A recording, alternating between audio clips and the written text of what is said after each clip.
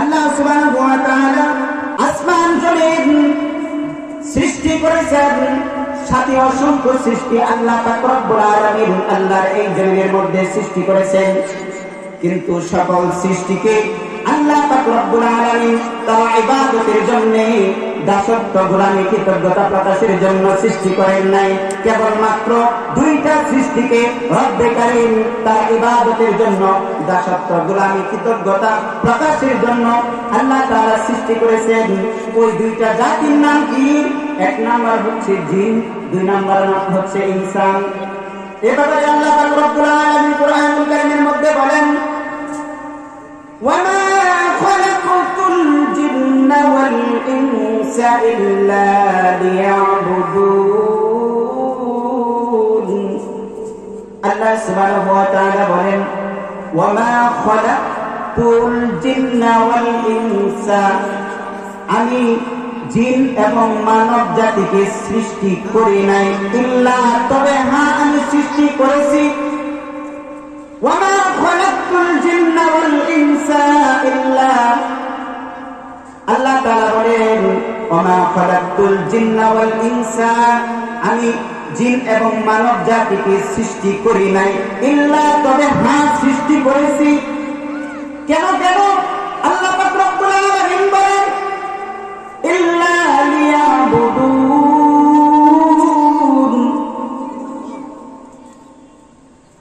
আমি কেবলমাত্র আমার ইবাদত, দাসত্ব গোলামি কৃতজ্ঞতা প্রকাশের জন্য, আদায়ের জন্য আমি জিন এবং মানব এই দুইটা জাতিকে সৃষ্টি করেছি। ঠিক কিনা?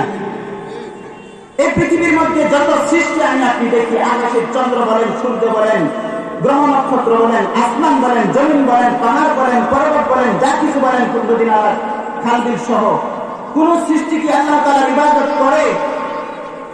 কেবলমাত্র আল্লাহ তাআলা বলেন আমি জিন এবং ইনসান এই দুইটা জাতিকে আমি সৃষ্টি করেছি আমার ইবাদতের জন্য, দাসত্ব গোলামি কৃতজ্ঞতা প্রকাশের জন্য। এতে কারো কোনো সন্দেহ আছে?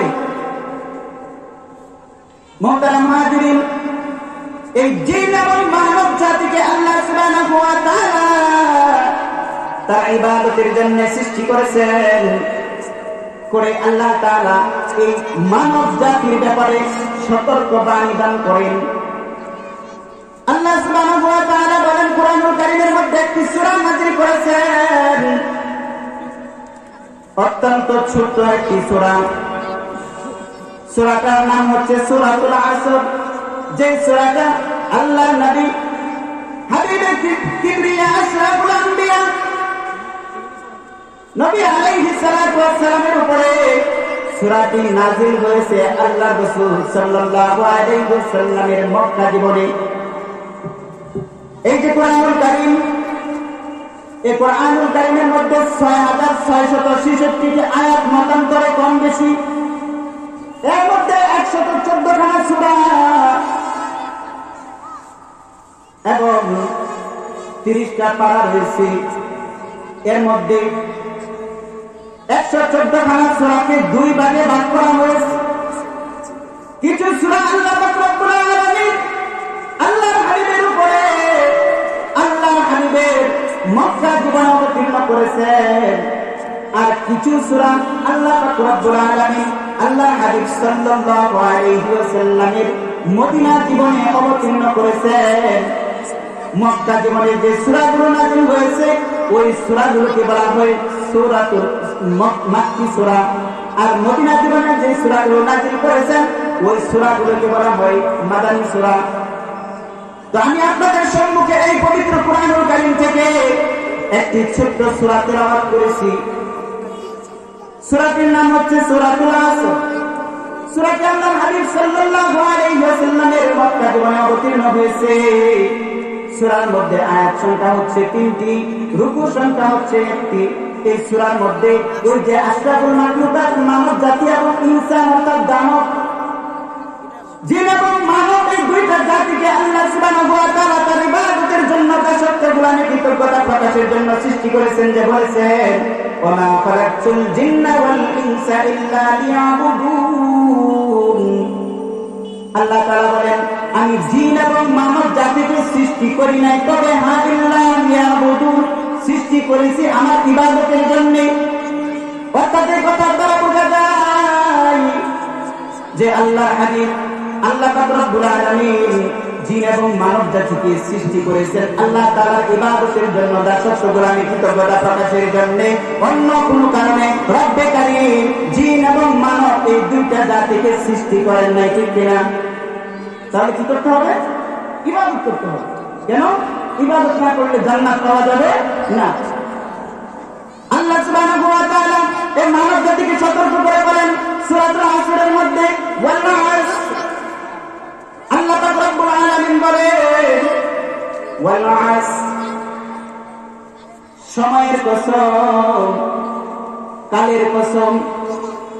ওয়াল আসর, রব্বে কারীম কসম খেয়েছেন, সময়ের কালের কসম খেয়েছেন। মুহতারাম হাজিরিন, এখানে আরেকটা জিনিস আমাদের জানা দরকার। আমরা যে কসম করি, আমরা অনেক সময় কসম করি, মনে রাখবেন মুহতারাম হাজিরিন, কসম যখন আমরা করব, ওই কসমটা হতে হবে একমাত্র আল্লাহ তাআলাকে, আল্লাহ তাআলার উপরে কসম খেয়ে।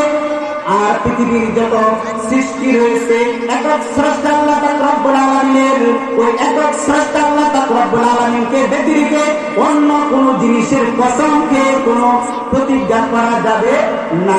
কেবলমাত্র আল্লাহর কাছে এই আল্লাহর কাছে এই পাওয়ার রয়েছে যে যে কোনো জিনিসের কসমকে আল্লাহ তাআলা কসম করার জন্য, ঠিক না দেখি?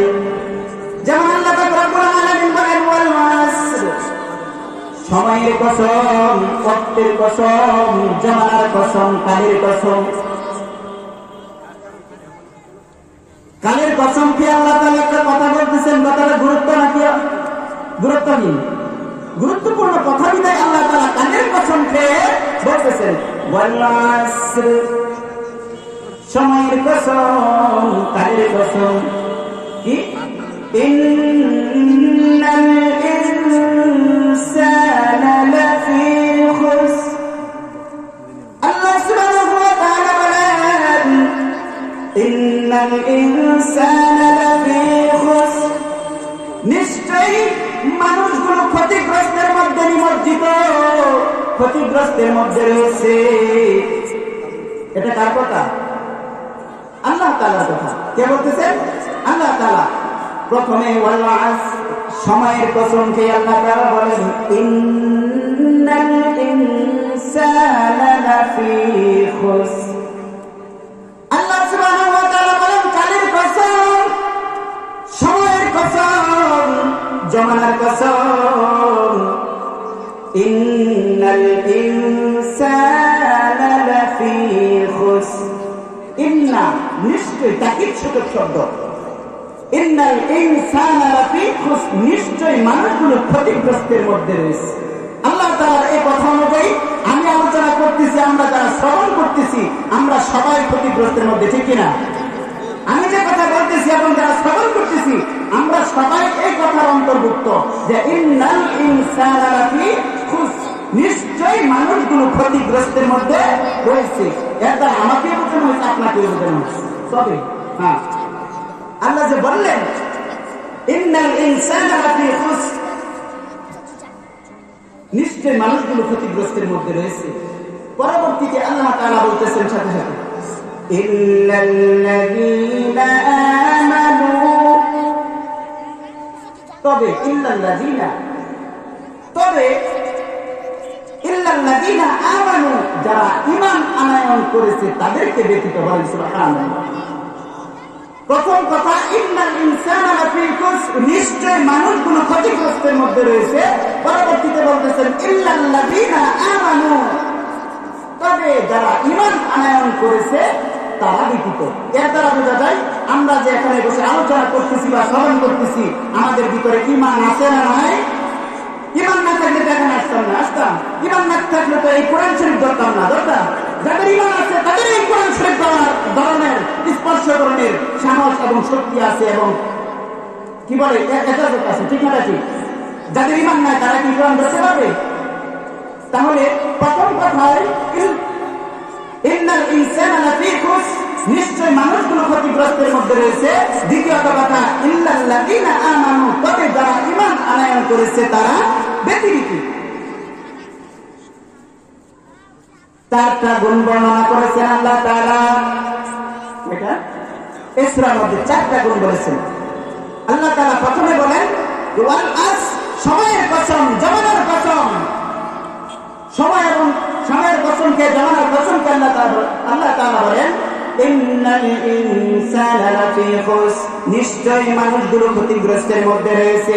ইল্লাল্লাযীনা আমানু, তবে যারা ঈমান আনয়ন করেছে তারা ব্যতিরেকে। এই একটা গুণ। চারটা গুণ বর্ণনা করেন। চারটা গুণের মধ্যে এক নম্বর যারা ইল্লাল্লাযীনা আমানু,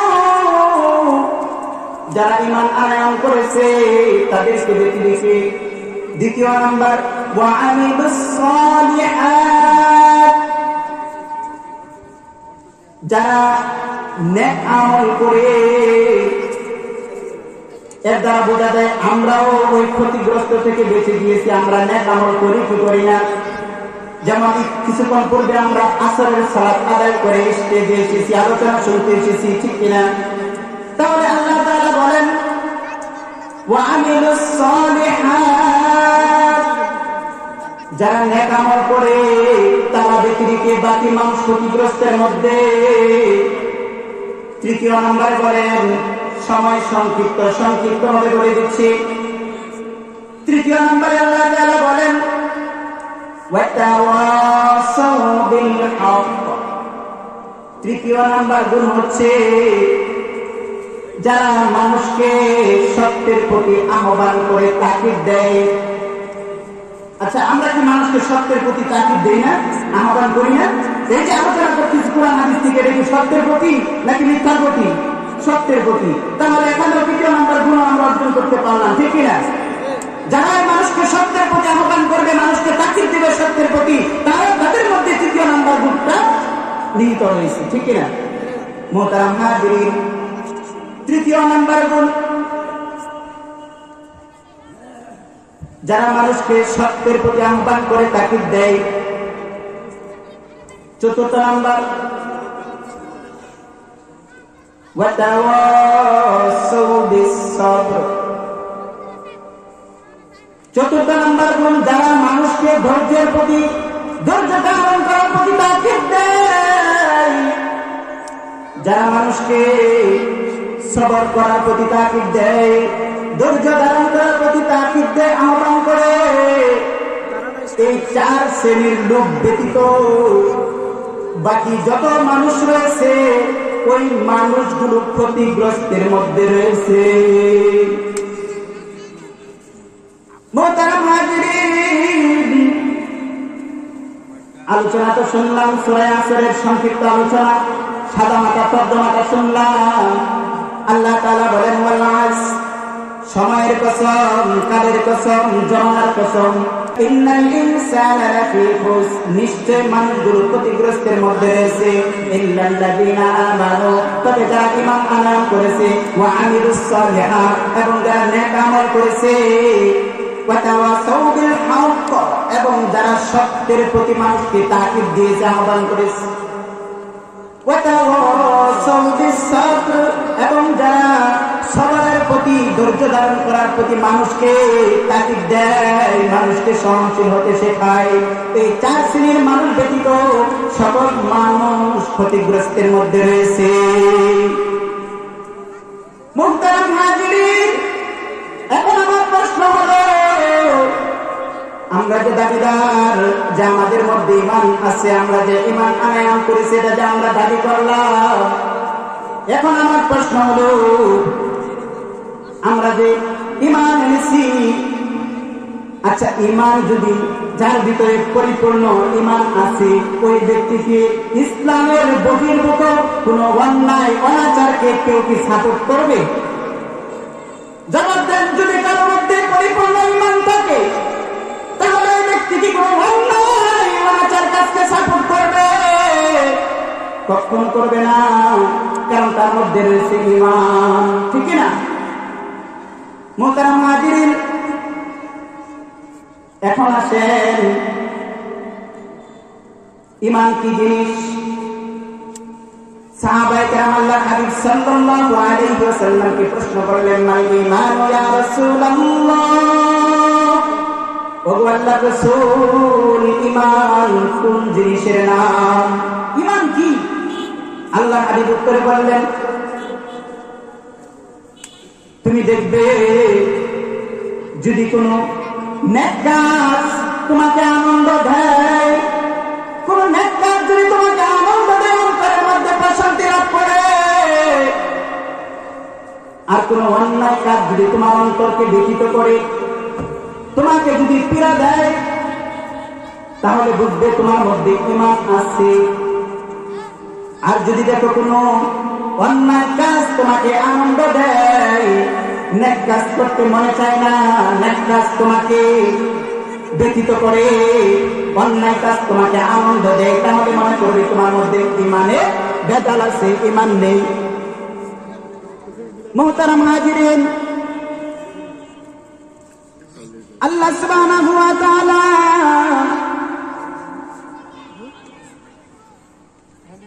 মানুষ এই পৃথিবীতে সৃষ্টি করেছেন তার দাসত্ব গোলামী, কৃতজ্ঞতা আদায়ের জন্য, প্রকাশের জন্য। কিন্তু আমরা দেখতে পাই আমাদের মাঝে যেমন নামাজ, রোজা, হজ, যাকাত, ইবাদতের যেমন আল্লাহ তাআলা দিক নির্দেশনা দিয়েছেন, ঠিক তদ্রূপভাবে আমার আপনার ছেলে মেয়ে, স্ত্রী পুত্র, গাড়ি বাড়ি, অর্থ সম্পদ, টাকা পয়সা ইত্যাদি ভেজালও আপনার আমার দুনিয়ার মধ্যে আছে, আছে না নাই? আছে। কিন্তু এই দুনিয়ার মধ্যে চলাফেরা করার ক্ষেত্রে ছেলে মেয়ে, স্ত্রী পুত্র, অর্থ সম্পদ, টাকা পয়সা, গাড়ি বাড়ি, এত কিছুর জানালায় দুনিয়ার মধ্যে থাকা সত্ত্বেও ওই যে রব্বে কারীম বলেছেন, ওমা খালাকতুল জিন্না ওয়াল ইনসা ইল্লা লিয়াবুদুন, আমি জিন এবং মানব জাতিকে সৃষ্টি করি না ইল্লা, তবে সৃষ্টি করেছি লিয়াবুদুন, আমার ইবাদতের জন্য, দাসত্ব গোলামী, কৃতজ্ঞতার জন্য। তাহলে ওই কথা অনুযায়ী দুনিয়ার ঝামেলা যতই থাকুক, এর ফাঁকে যে রব্বে কারীম যে উদ্দেশ্য নিয়ে আপনাকে আমাকে সৃষ্টি করলেন, ওই উদ্দেশ্যটাকে বাস্তবায়ন করতে হবে, ঠিক কিনা?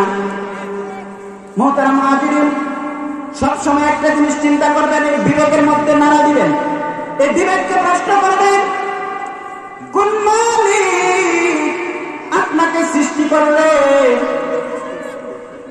কোন মালিক আপনাকে আমাকে সৃজন করলেন, কেন করলেন, কোথায় ছিলাম, কোথায় এলাম, কোথায় যেতে হবে? পাঁচটা জিনিস বলছি। কয়টা? কোন মালিক সৃষ্টি করলেন, কেন সৃষ্টি করলেন, কোথায় ছিলাম, কোথায় এলাম, কোথায় যেতে হবে? কয়টা জিনিস? কোন মালিক আমাকে আপনাকে সৃজন করলেন, কেন সৃজন করলেন, কোথায় ছিলাম, কোথায় এলাম, কোথায় যেতে হবে? এই পাঁচটা জিনিস যার বিবেকের মধ্যে জায়গা দেবে, যে মানুষটা এই পাঁচটা জিনিসকে নিয়ে চিন্তা করবে, ওই মানুষটার দ্বারা কখনো অন্যায়, অনাচার সংগঠিত হওয়া সম্ভব না, ঠিক কিনা? কথা সন্দেহ হয়?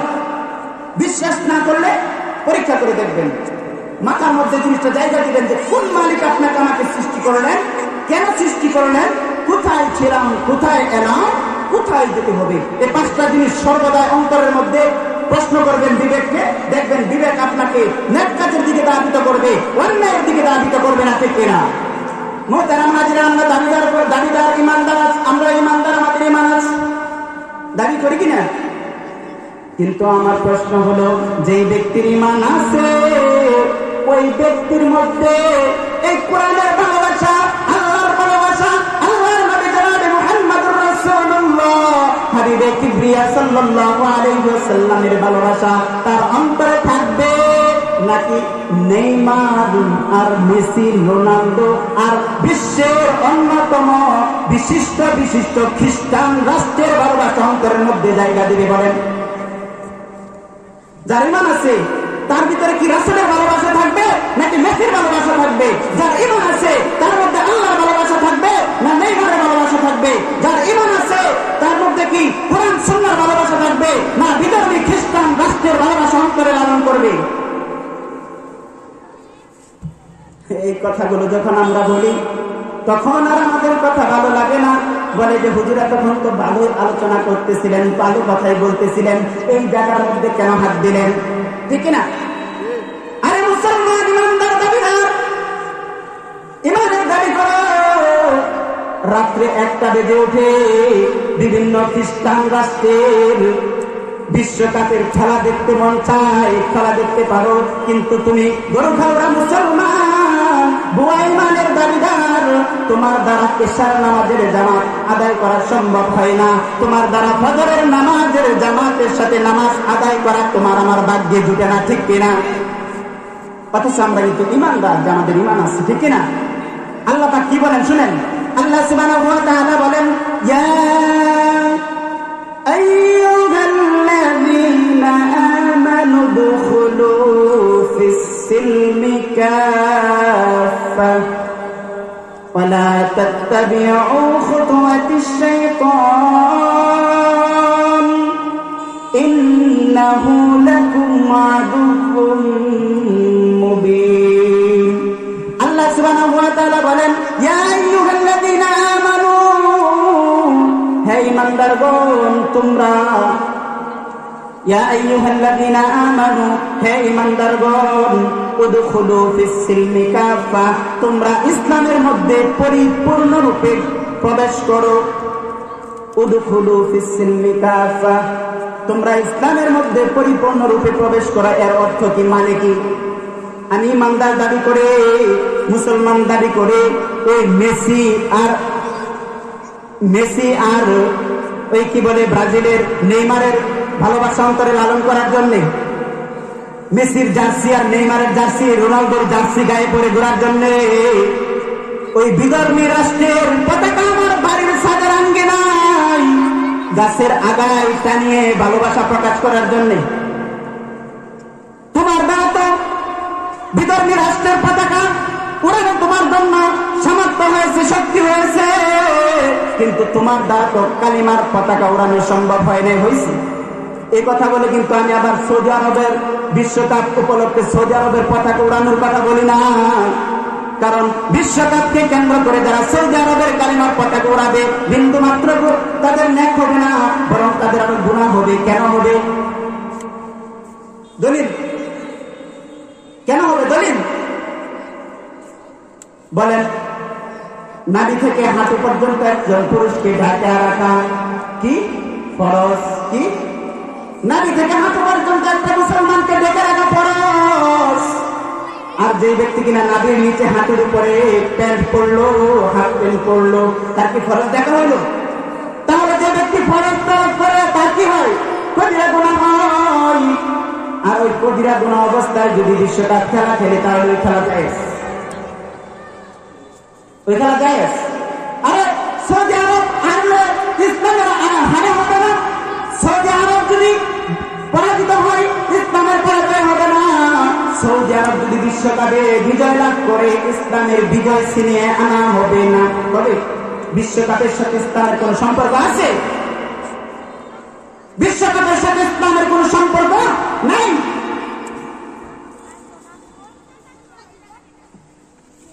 মোহতারাম হাজিরিন, খ্রিস্টানদের বিধর্মীদের অতীতের ইতিহাস যদি জানতেন তাহলে ওই সকল খেলোয়াড়ের জার্সি গায়ে দিতেন না, লজ্জায় ছিঁড়ে ফেলে দিতেন, ঠিক কিনা? আরে আজকের মহান বিজয় দিবস, আজকের এই দিন আমরা যাদের কারণে স্বাধীন রাষ্ট্রভৌমত্ব, সার্বভৌমত্ব পেলাম, স্বাধীনতা পেলাম, এই স্বাধীন রাষ্ট্রের একটা পতাকা নিজের টাকা খরচ করে গাছের আগায়, বাড়ির আঙিনায়, ছাদের উপরে অথবা কোথাও টানানোর শক্তি আপনার আমার হাতে হয় না, আপনার আমার বিবেকে জুটে না, আপনার আমার শক্তি সামর্থ্য ধরে না স্বাধীন বাংলার একটা পতাকা উড়াবো। কিন্তু আপনি আমি ঠিকই বিভিন্ন রাষ্ট্রে বিশ্বকাপকে উপেক্ষা করে বিভিন্ন রাষ্ট্রের পতাকা উড়ায়, যদিও কিছু কিছু লোক বাংলাদেশের পতাকা সাথে দেয়, কিন্তু ওই বিধর্মী রাষ্ট্রের বিশ্বকাপকে কেন্দ্র করে বিধর্মী রাষ্ট্রের পতাকাটা উপরে গিয়ে বাংলাদেশের মানকে নিম্ন করে, নিম্ন স্তরে রেখে উপরে দেয় বিশ্বকাপের অন্যান্য রাষ্ট্রের পতাকা, আর স্বাধীন বাংলার সার্বভৌমত্বের পতাকাকে রাখে নিচে। ঠিক না ব্যক্তি?